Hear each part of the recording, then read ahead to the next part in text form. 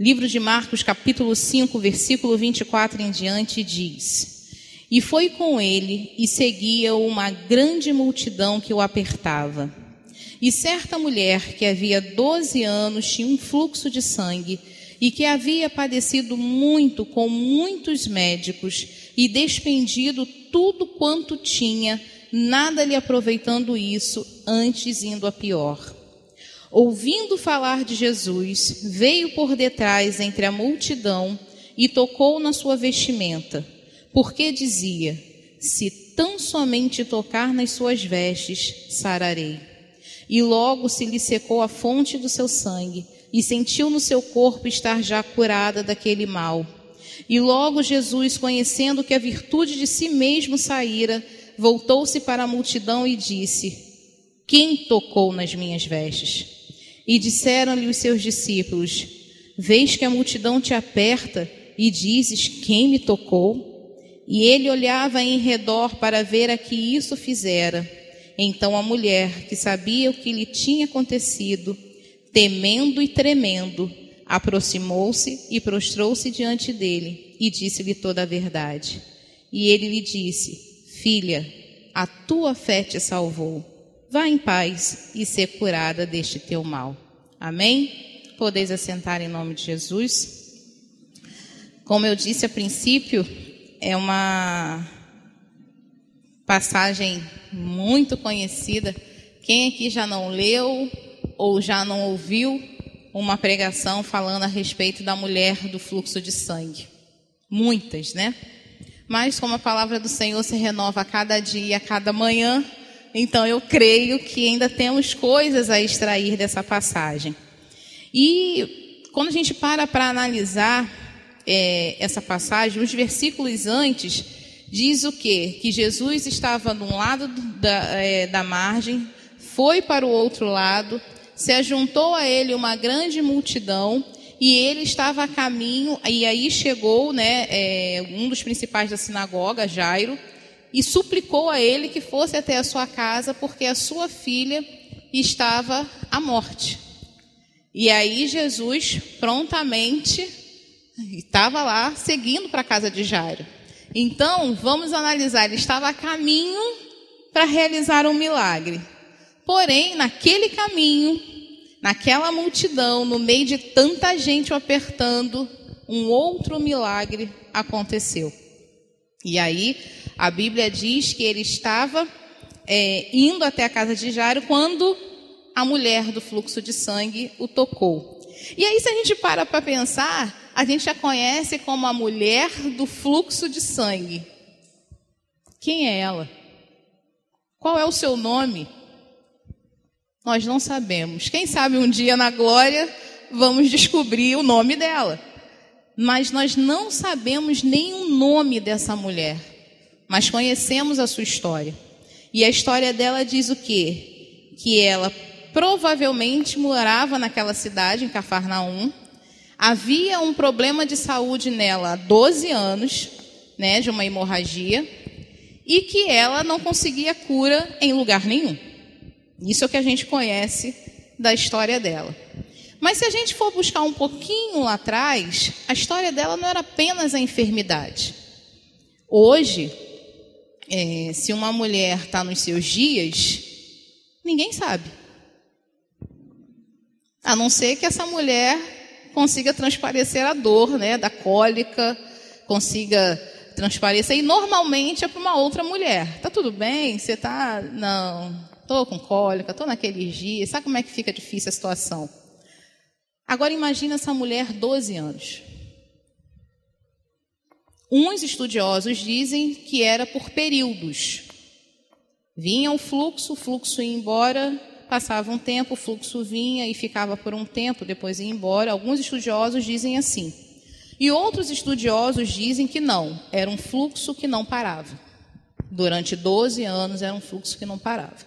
Eu confesso que é difícil pensar numa pessoa com 12 anos com um fluxo intermitente, que não para. Porque, por muito menos, há necessidade de uma transfusão de sangue. E naquela época não se existia essas coisas, Não tinha medicina para isso. Então vamos analisar um pouco. Como que poderia uma mulher 12 anos esvair em sangue sem não ter outras consequências físicas? Provavelmente era uma mulher fraca, era uma mulher que tinha outros problemas que a Bíblia não relata. Provavelmente pode ter desenvolvido outras doenças, porque quando você perde muitos glóbulos vermelhos, os leucócitos aumentam, então outras coisas podem acontecer, mas a Bíblia não fala de nada disso. Porém, nós, com o entendimento que temos hoje de medicina, a gente já começa o que as outras coisas poderiam ter acontecido com essa mulher durante esses 12 anos. Muito bem, mas a Bíblia também relata que existiam leis, e ela vivia naquela lei ainda. Por mais que Jesus estivesse ali, ainda existia aquele período de lei. Então, o que dizia a lei mosaica? Que quando a mulher estava nos dias do seu fluxo, ela tinha que ser afastada do arraial, não podia encostar em nada, porque ela se tornava uma mulher imunda.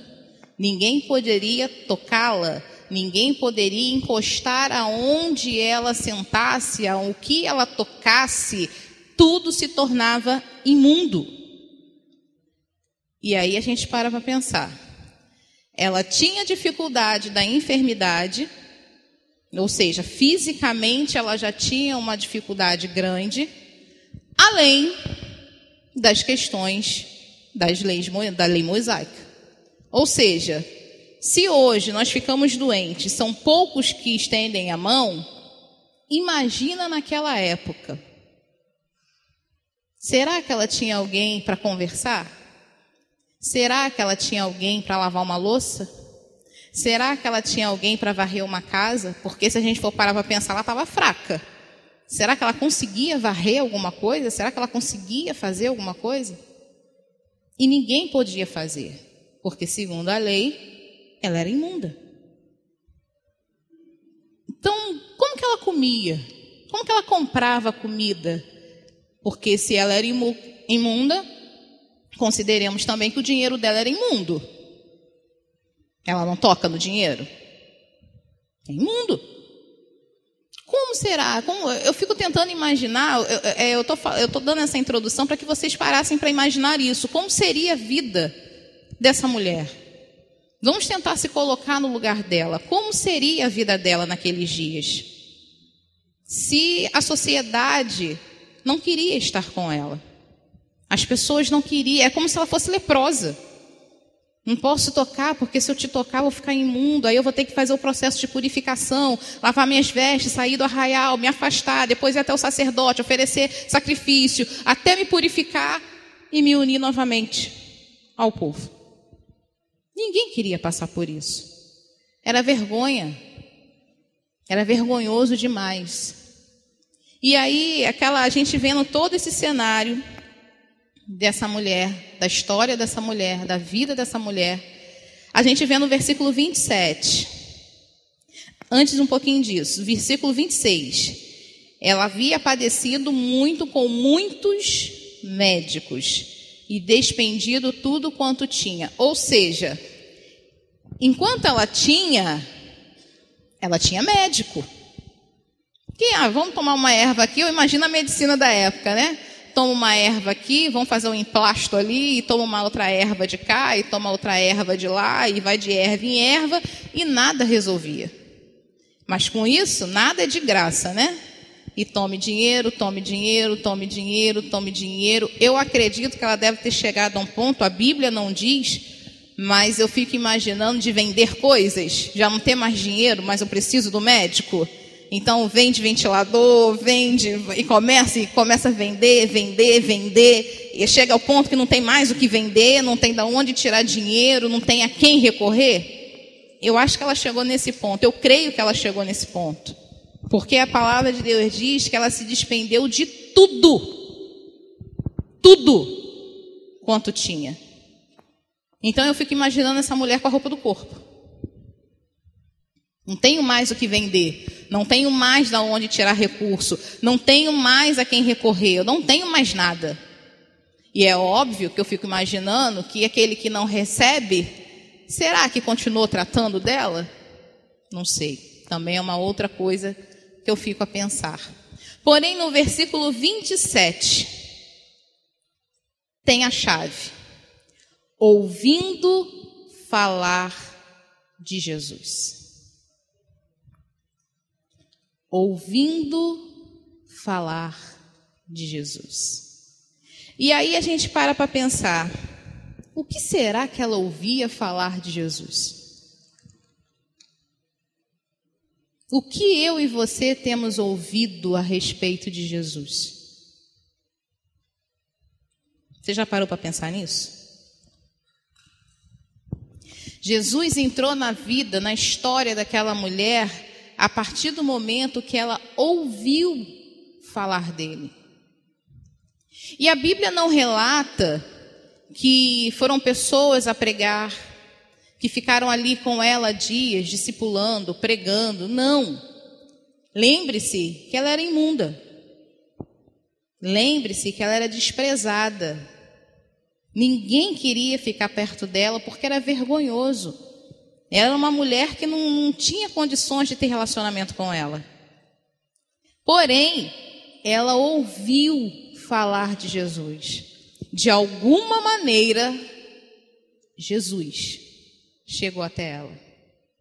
Seja de repente ela espiando pela janela, seja de repente ela espiando na porta, seja de repente ela espiando uma conversa de alguém parado.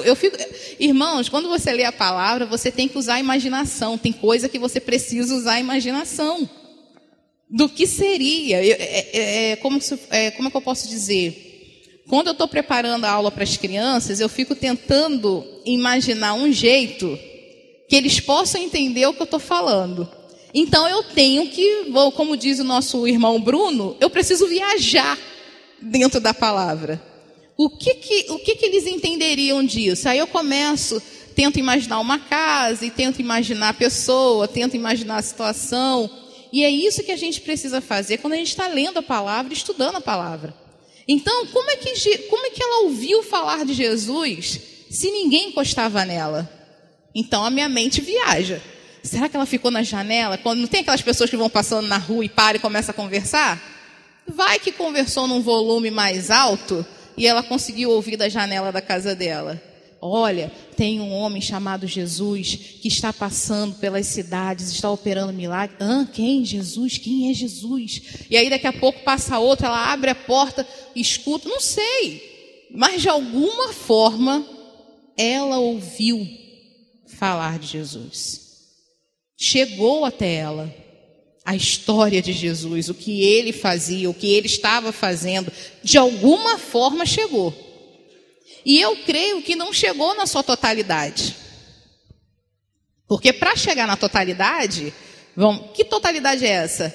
Olha, irmã Rosa, você já ouviu falar de Jesus? Jesus é aquele que veio, ele fala do reino de Deus, ele fala com amor. Eu não acredito que alguém fez isso com ela.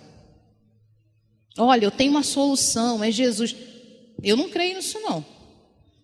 Eu creio que realmente ela pegou pedaços, ouvindo falar de Jesus. Que Jesus, o profeta, o Messias, quem era Jesus?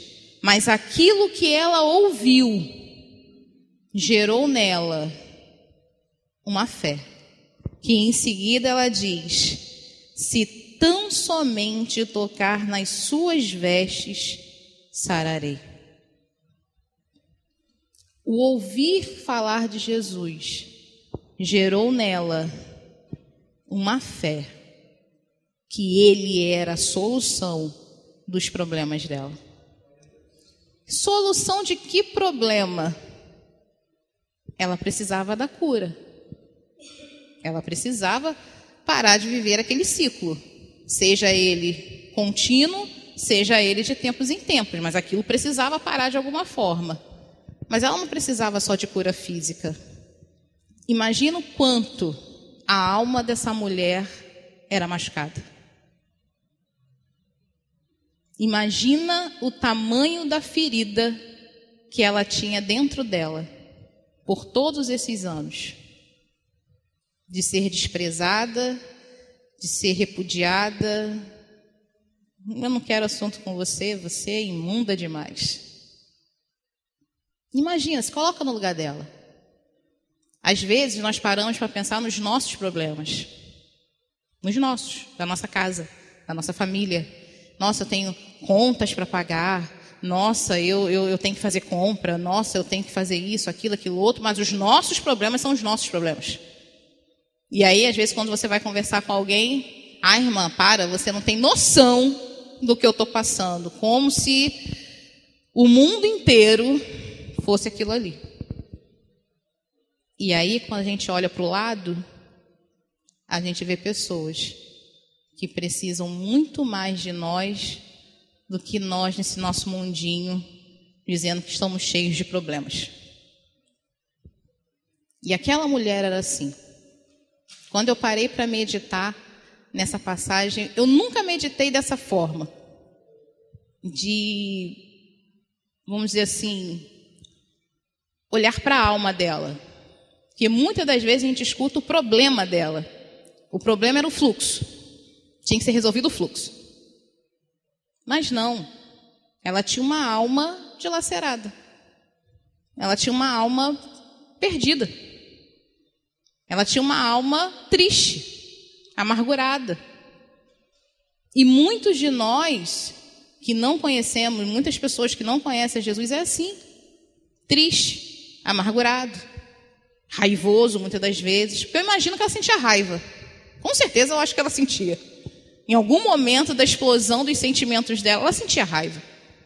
Por que eu estou passando por isso? Será que eu sou tão ruim assim por estar passando por isso? Vamos dizer, o início do problema dela era o fluxo. Mas o principal problema dela não era esse. Era a alma. E aí, quando a gente olha para as pessoas, a gente não tem que olhar o problema da pessoa, mas a gente precisa olhar a alma das pessoas. A gente precisa olhar com compaixão, com amor. O que essa pessoa está passando? Vou me colocar no lugar dela e ver o que realmente é a necessidade. Porque o fluxo de sangue, se a gente for olhar a grosso modo, ela curada do fluxo, ótimo. Fazia o sacrifício, voltava para o meio do arraial, voltava a ter uma vida social, poderia trabalhar, ir e vir, ir ao templo em Jerusalém. Ela poderia fazer muitas coisas, ela poderia estar em contato com as pessoas novamente. As pessoas poderiam tocá-la, abraçá-la, poderiam parar, conversar. Mas a gente não pode apagar todo o tempo que ela viveu no problema. E para esse tipo de cura, só Jesus. Para esse tipo de enfermidade, só Cristo. A gente pode falar um monte de coisas da palavra de Deus para uma pessoa, mas se Cristo não entrar dentro dela e não trabalhar, a alma não é curada, não é restaurada. O irmão Rodrigo pregou aqui sábado passado a respeito do perdão. E resumidamente o perdão é o quê? Você olhar para a ferida e aquilo não te incomodar mais. Você vai olhar, tem uma história essa ferida. Você até conta a história da ferida, mas aquilo não te machuca mais, aquilo não te atormenta mais. E essa mulher, será que se o sangue dela fosse estancado, restaurasse essa vida social dela, a alma dela estaria restaurada? Porém, ela ouviu falar de Jesus e ela então dizia: se tão somente tocar nas suas vestes, sararei. E aí no versículo 29 diz: e logo se lhe secou a fonte do seu sangue e sentiu no seu corpo estar já curada daquele mal. Ok, ela precisava tocar. Irmão, vocês imaginam, aí eu volto para a questão da alma dela. Imagina o conflito que ela entrou. Eu preciso tocar apenas na orla do vestido dele. apenas na ordem. Eu não preciso pará-lo, ele não precisa impor as mãos, eu não preciso contar a minha história. Eu creio que somente tocar na orla do vestido eu vou ficar curada. Mas no início que nós começamos a ler, existia o quê? Uma grande multidão. Pessoas que o apertavam. Eu fico imaginando Jesus andando, né? Não tem quando a multidão carrega a pessoa? Eu acho que tem hora que Jesus ia ser quase que... Porque não tinha aquele espaço para ele dar passos, né? A multidão o apertava. Como chegar nele? Eu sou imunda.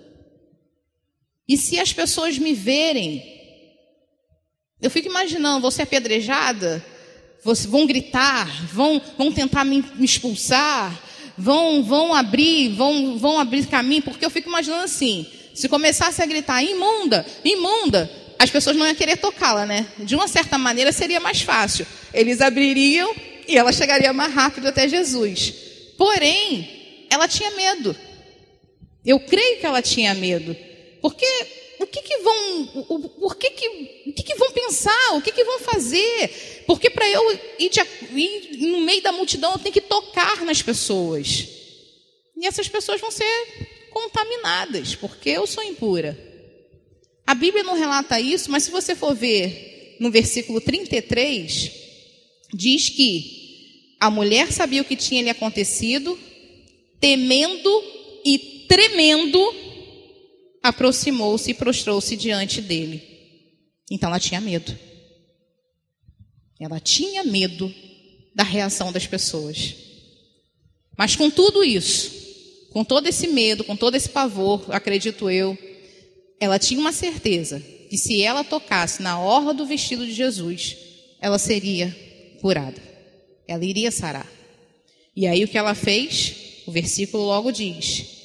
Ela foi. Ela se lançou. Eu preciso tocar nele. Eu preciso tocar nas suas vestes. Ela correu e foi. E ela tocou. E instantaneamente ela sentiu que foi curada. E aí é uma outra coisa que a gente para pensar. Como foi isso? Será que naquele momento o Espírito Santo se apoderou dela? Não sei. Alguma coisa ela sentiu de diferente. Ela sentiu algo nela, para ela ter a certeza da cura. Um poder sobre o corpo dela. E aí a gente tem a próxima questão. Ela creu que, por mais que ela tivesse que enfrentar as dificuldades, por mais que ela tivesse que ir até a multidão, por mais que ela tivesse que tocar nas pessoas, eu vou. Ela tocou, ela foi curada. Ótimo. Ninguém sabe quem eu sou, ninguém sabia do meu problema, a minha bênção chegou, eu vou embora. Algo acontece. E Jesus pergunta: quem me tocou? Imagina o coração daquela mulher. Não me descobriu. E agora? E eu acredito que ela não respondeu de imediato. E aí vem os apóstolos: mestre, a multidão te aperta. E o Senhor ainda vem perguntar quem te tocou. E tem passagem que relata que ele falou assim: alguém me tocou porque eu senti sair de mim virtude, poder. Então ele sabe que não foi o toque da multidão que estava o apertando, foi o toque diferente, foi um toque de fé, foi um toque diferenciado. E ele sentiu que saiu dele, emanou dele poder, e algo mudou. E aí diz a palavra que ela, tremendo, temendo, foi até ele e se prostrou. E contou toda a verdade. Aí imagina ela contando essa verdade diante de toda aquela multidão. Fui eu. Eu, uma mulher que há 12 anos sofria de um fluxo que não parava. Imunda? No nosso meio? Como assim? Me tocou? Essa mulher me tocou? e tal. O que ele vai fazer? Será que ele vai amaldiçoar? Qual vai ser a reação de Jesus? Eu fico imaginando aquele burburinho.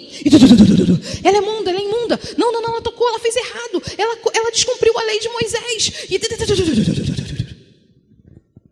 E aquela mulher ali, prostrada, chorando, temendo, tremendo. Jesus, eu fiz porque eu criei. Eu criei, eu acreditei. E aí todos esperando, né, Jesus? E a lei diz isso. Eu fico imaginando, ele vai puni-la. Aí Jesus vai e responde: filha. Ou seja, aquela mulher sem nome se torna filha. Filha, a tua fé te salvou. A tua fé te deu vida. Em outras palavras, a tua fé te deu a oportunidade de herdar o reino dos céus. A tua fé, a tua coragem te deu a oportunidade de conhecer a Deus. A tua fé, a tua coragem te deu a oportunidade de mudar a sua vida. O seu pranto virar riso, o seu choro em alegria. A tua fé transformou a sua vida. E a partir de hoje você não vai ser mais a mesma. A partir de hoje você está curada, você está restaurada. E isso vai ser uma marca, mas apenas uma lembrança, porque você teve um encontro real com Cristo. E eu vejo assim Jesus falando para ela, nesse resumido: a tua fé te salvou. A tua fé te salvou. E ele diz em seguida: vai em paz. Em outras palavras, não tem ninguém aqui para te acusar. Vai em paz, siga a sua vida. O maior presente você já teve, a sua salvação. O maior presente você já recebeu, a sua salvação. E aí, trazendo para os nossos dias, o que nós temos feito quando nós ouvimos de Jesus? Nós temos exercido a nossa fé para que Ele venha e transforme a nossa alma, porque Ele é o único que pode fazer isso. E aí uma coisa que a gente precisa deixar claro, para que não haja confusão na ministração, abra sua Bíblia em João, capítulo 20, por favor.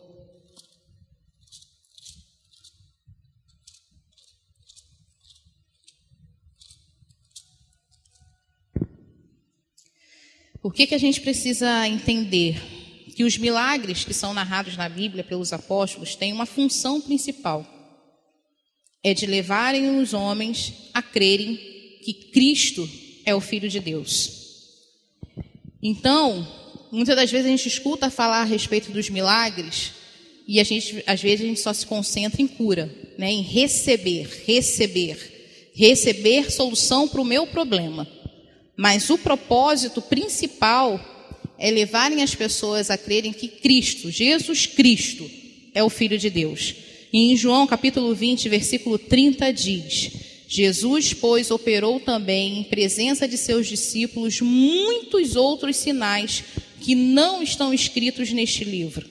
Estes, porém, foram escritos para que creiais que Jesus é o Cristo, o Filho de Deus, e para que, crendo, tenhais vida em seu nome. Então, quando nós cremos que Jesus, ele tem poder para transformar corações, curar, libertar, salvar, porque ele fez muitos milagres, não foi só cura, teve libertação, teve tantas outras coisas, ressurreição de Lázaro, da filha de Jairo, tantas outras coisas ele fez. Mas é para quê? Qual o objetivo? Para que nós creiamos que ele é o Filho de Deus. Amém? Então a gente não pode perder esse foco, porque senão a gente acaba caindo naquela questão da rosa ungida, da água ungida, da roupa, do lenço, disso, daquilo outro. achando que a veste de Jesus é que curou. Não. Emanou poder da veste? Emanou poder do Cristo, de Jesus. Quem operou o milagre não foi a orla do vestido de Jesus. Quem operou o milagre foi Jesus Cristo. Então, é nele que nós temos que crer. E não nos apetrechos humanos que aparecem. Mas crer que Jesus é o Filho de Deus e é Ele que tira o pecado do mundo. E por que o pecado? Porque aquela mulher, ela precisava de quê? De perdão de pecado. Ela precisava ser lavada pelo sangue de Cristo, ela precisava ser limpa, ela precisava ser purificada na sua alma. E muitos de nós precisamos ser limpos na alma.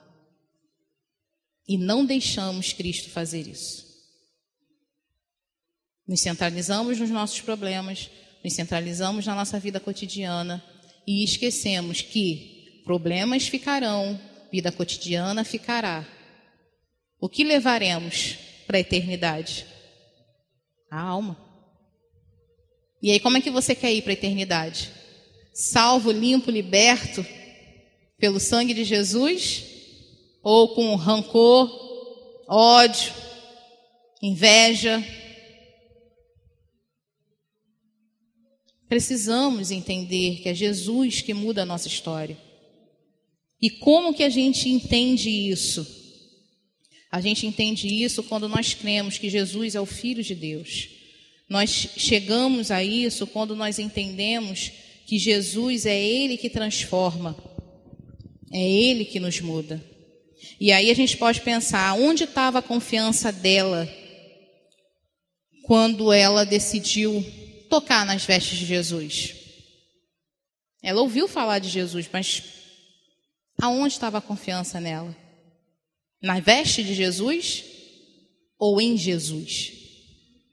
A confiança dela estava em Jesus, no autor e consumador da nossa fé. Aonde você tem colocado a sua confiança? No seu emprego? No seu salário? Aonde você tem posto a sua confiança? Na sua casa? Aonde está a sua confiança? Aonde é o seu alicerce? Aonde? Você está fincado aonde? Em quem você confia? Em que você crê? Em quem você crê ou no que você crê? Nós precisamos focar em Cristo, crer em Cristo, confiar em Cristo. Os dias são maus, muito maus. E eu não sei se vocês já perceberam, a cada dia que passa é uma novidade. Quando a gente pensa que acabou uma coisa, surge outra. Quando a gente pensa que acabou aquilo, aparece outra. A novidade do momento é o preço do arroz. É a novidade do momento. Ninguém fala mais de vacina, ninguém fala mais. Agora é o preço do arroz. O que nós vamos fazer? O que nós vamos comer, gente? Se não tiver arroz para comer? Vamos pensar. Mulheres, donas de casa, comecem a pensar o que fazer para substituir o arroz. Então essa é a novidade. Mas aonde está a nossa confiança? Irmãos, é óbvio que a nossa parte a gente tem que fazer, né? A gente não vai esperar. Deus dá a sua direção. Deus usa os seus filhos. Estoquem, se puder, compra um pouco a mais. Se não deve fazer um grande estoque, mas compra um pouquinho a mais. A nossa parte a gente tem que fazer. Mas a nossa confiança tem que estar no estoque. A nossa confiança tem que estar no... Meu Deus, a safra já foi vendida, então vamos orar para os produtores, tocar no coração dos produtores para eles comprarem mais terra, plantar no outro lado e vender para nós brasileiros. A nossa confiança tem que estar em quem, irmãos? Em Cristo. É em Cristo. E quando eu olho para essa mulher, eu falo assim, nossa, com tantas coisas para ela pensar, com tantas coisas para ela passar, a confiança dela estava focada em Cristo. A Bíblia não diz o quanto ela ouviu, como eu já disse, mas ela ouviu. E a palavra de Deus nos diz que a fé vem pelo ouvir. E ouvir o quê? Jornal Nacional? Ouviu o vizinho? A fé vem pelo ouvir a família lá, aquelas conversas, vamos cozinhar, vamos fazer churrasco, vamos fazer isso. Não. A fé vem pelo ouvir e ouvir a palavra de Deus. O quanto nós temos ouvido da palavra, o quanto nós temos praticado a palavra, o quanto nós temos exercitado a palavra. É isso que eu queria que você saísse daqui hoje pensando. Refletisse. O quanto eu tenho crido em Jesus. Porque é fácil a gente falar assim, Jesus morreu na cruz. Realmente, ele derramou o sangue dele. Ele nos salvou. Mas você crê nisso que você fala? Ou já virou uma rotina? Jesus morreu na cruz, o sangue foi derramado, ele nos salvou. Isso já não mexe mais com o seu interior. Isso já não mexe mais. Não, ele pagou um alto preço. E por isso que eu estou aqui. Não, ele morreu. É diferente. Quando a gente tem Jesus, vou usar essa expressão, borbulhando dentro de nós, fluindo como um rio dentro de nós, para ser mais bíblica, né? Quando está fluindo um rio dentro de nós, a gente está aquele caldeirão dentro de nós, a gente vive Cristo, a gente exala Cristo, a gente fala em Cristo, a gente respira Cristo, a gente pensa em Cristo e a gente vive para a glória de Cristo. É diferente. É muito diferente. Então aquela mulher nos ensina que a confiança dela foi em Cristo. A confiança dela foi diferente. Ela teve uma confiança diferenciada. Porque quando ela confiou nos médicos, ela perdeu tudo que tinha. Não sobrou nada. Mas quando ela confiou em Cristo, ela superou os seus medos, desafiou as crenças da época, né? A questão da lei, de se enfiar no meio da multidão. Ela desafiou tudo isso. Ela desafiou a religiosidade dela. Ela desafiou o pensamento dela. Porque Cristo precisou trabalhar aqui primeiro, para que ela derrubasse algumas barreiras nela primeiro, para que ela entrasse no meio daquela multidão. Porque se o pensamento dela ainda fosse, não posso, porque a lei não me permite. Como vou tocá-lo? Não posso, porque eu vou contaminar a todos. Não posso, porque a lei me obriga a estar separada.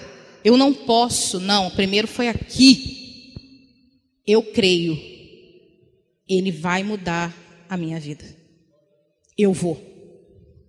Independente de qualquer coisa. Eu vou. Então ela teve uma mente, a confiança dela gerou mudança de mente, para que ela se lançasse no meio daquela multidão. Então, quando nós cremos em Jesus, quando nós colocamos a nossa confiança em Jesus, a nossa vida é mudada. Nós somos curados, somos libertos, somos transformados por Ele, através dEle, por meio dEle, através da Sua palavra, a nossa vida é diferenciada. E nós precisamos agir como aquela mulher.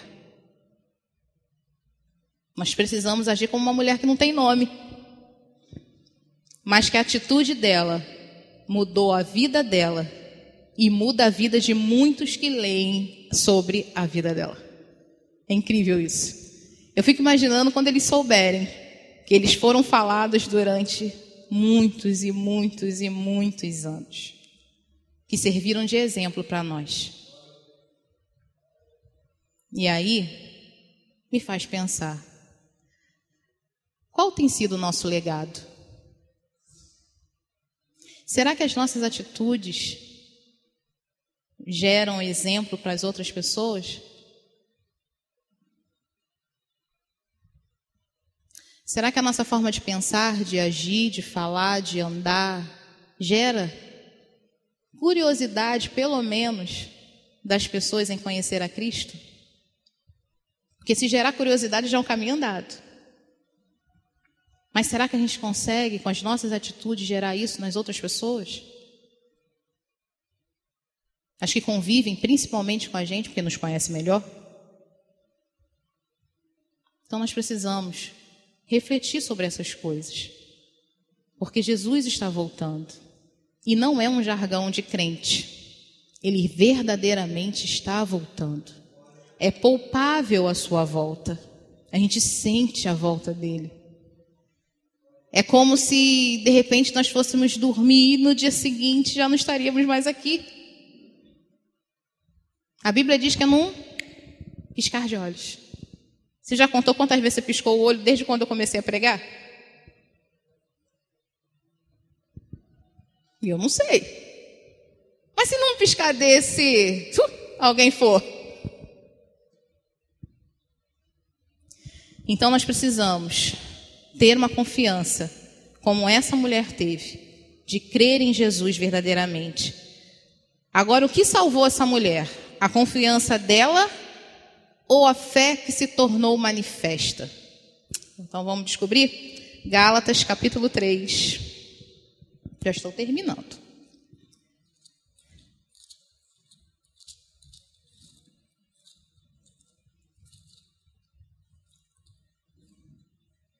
Gálatas capítulo 3, versículo 23. Mas antes que a fé viesse, estávamos guardados debaixo da lei e encerrados para aquela fé que se havia de se manifestar. Antes de Cristo ser anunciado, ela confiava na lei. Ela confiava nos recursos que ela tinha. E a confiança dela não podia salvá-la, nem do pecado e nem da enfermidade. Porém, quando confiou em Cristo, o dom de Deus, ela foi salva da condenação. Efésios 2:8, por favor. Porque pela graça sois salvos por meio da fé, e isso não vem de vós, é dom de Deus. João 4:10. Diz assim: Jesus respondeu e disse-lhe: se tu conheceras o dom de Deus e quem é o que te diz, dá-me de beber, tu lhe pedirias e ele te daria água viva. Uma coisa é certa: se diante da fé manifesta que é dom de Deus, se o homem confiar, ele será salvo. Então, se você crer em Deus, você será salvo.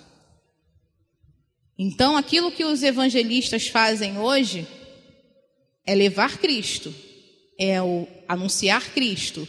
As pessoas vão ouvir de Cristo, mas o que vai gerar nelas a salvação é a fé em Jesus Cristo.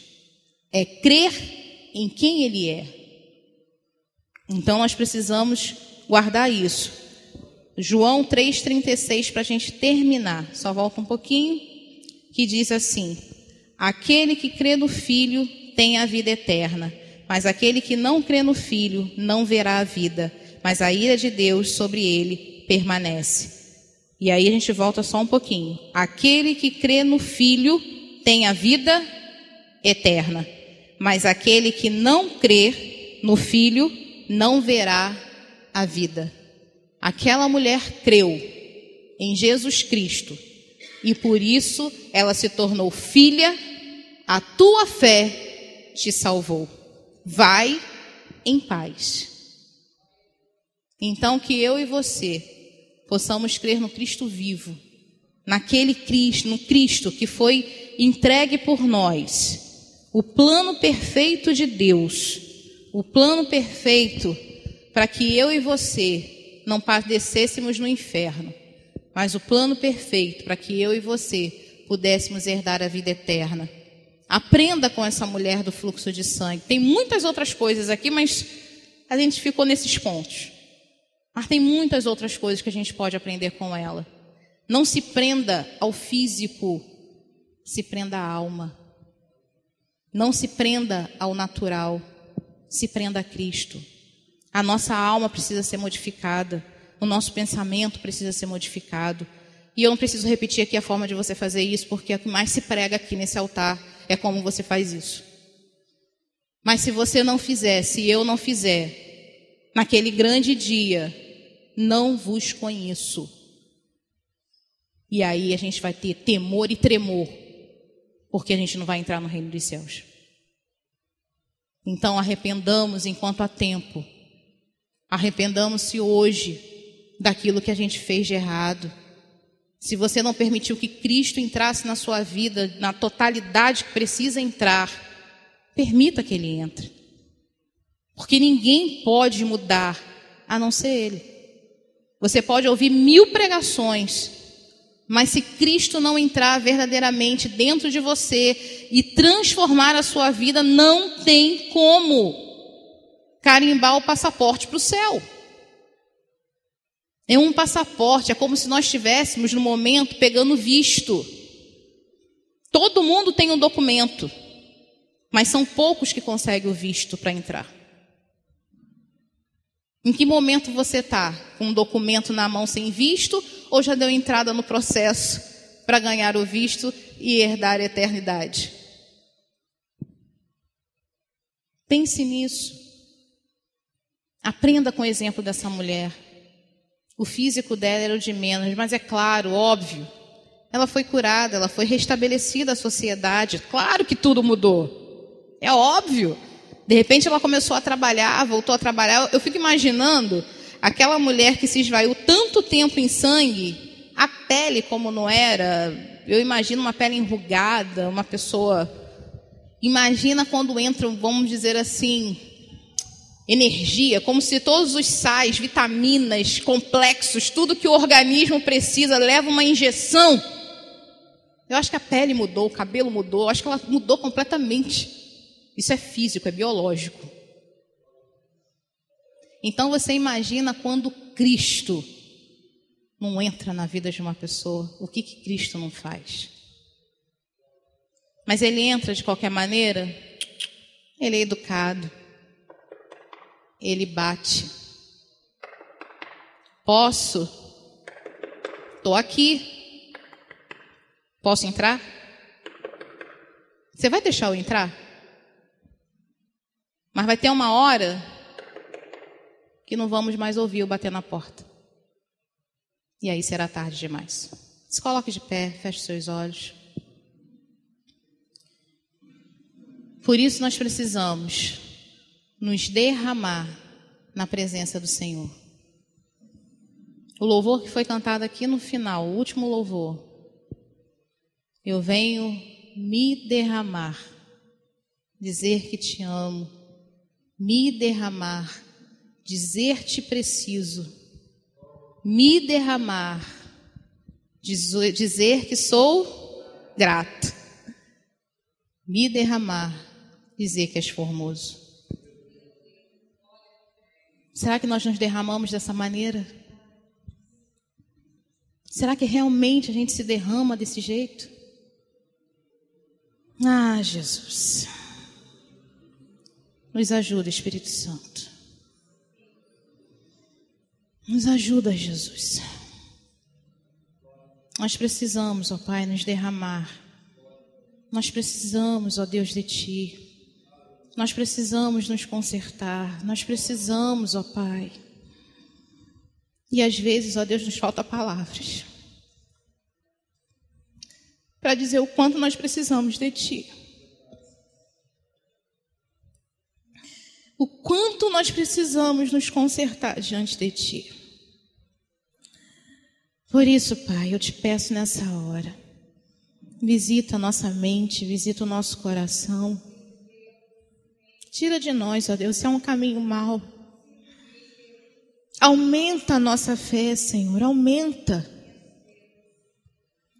A Tua palavra diz que se a nossa fé for do tamanho de um grão de mostarda, nós conseguiríamos fazer coisas grandes.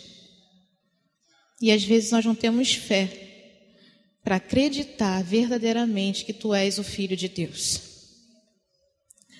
Senhor, nos ajuda a praticarmos a Tua palavra. Nos ajuda, Senhor, a fazermos a Tua vontade.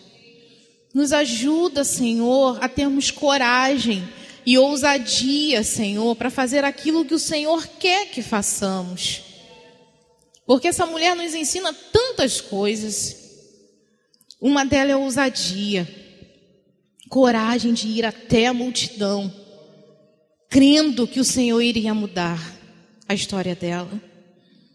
E às vezes nós não temos coragem, Senhor, de falar de Ti para o vizinho.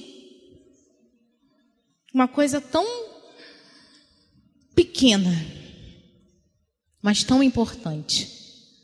Por isso, Pai, eu te peço, sonda o nosso coração, sonda a nossa mente, nos tira do sono, Senhor. Nos tira, Senhor amado, desse sono que a Tua igreja se encontra nos dias de hoje. Nos tira, Senhor. Nós precisamos ser despertos, ó Pai. Despertos porque o Senhor está voltando, despertos porque nós temos um chamado, despertos porque nós temos que fazer aquilo que o Senhor quer que façamos, despertos porque nós não viemos esse mundo a passeio. Pelo contrário, antes de sermos formados no ventre da nossa mãe, o Senhor já dizia o que queria conosco, o Senhor já tinha planejado, já está escrito, Pai. E nós precisamos cumprir, nós precisamos fazer. Por isso, Pai, nos ajuda a cumprirmos a Tua vontade, o Teu querer. Nos ajuda, Senhor amado, a ouvirmos, Senhor, a Tua palavra e praticarmos a Tua palavra. Nos ensina, Senhor, a esconder a Tua palavra no nosso coração para não pecarmos contra Ti. Nos ensina, Senhor, que a gente precisa ouvir a Tua palavra e ouvir a cada dia, meditar nela dia e noite. Nós precisamos, ó Deus, nos fortalecer de Ti, para que possamos, ó Pai, herdar o reino dos céus. Nos ajuda, Senhor, porque somos pequenos, somos falhos, somos errantes, somos pecadores. Nos ajuda, Senhor. Tira de nós a incredulidade, tira de nós a frieza, tira de nós, ó Pai, tudo aquilo que atrapalha o Teu agir e o Teu mover, Senhor. Tira de nós, tira da nossa casa, tira da nossa vida, tira dos nossos lábios, tira da nossa mente, tira dos nossos ouvidos, tira, Senhor. Tira as más companhias, tira, Senhor. Tira, ó Deus, nos dê coragem para nos afastarmos de quem devemos afastar. Nos dê coragem, Senhor, para falar o que devemos falar e quando devemos falar. Nos ajuda, Espírito Santo. Nós precisamos de Ti. Nós precisamos, Senhor.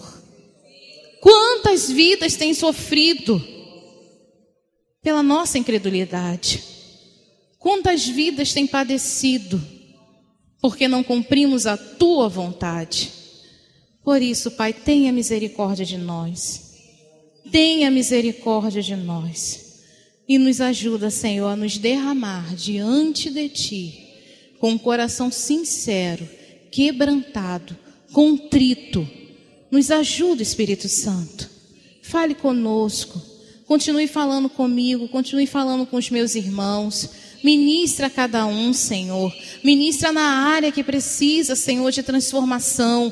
Ministra, Senhor, que hoje não seja apenas mais um culto, mas que seja, Senhor amado, um culto que iniciemos a transformação naquilo que ainda não começamos, ó Pai.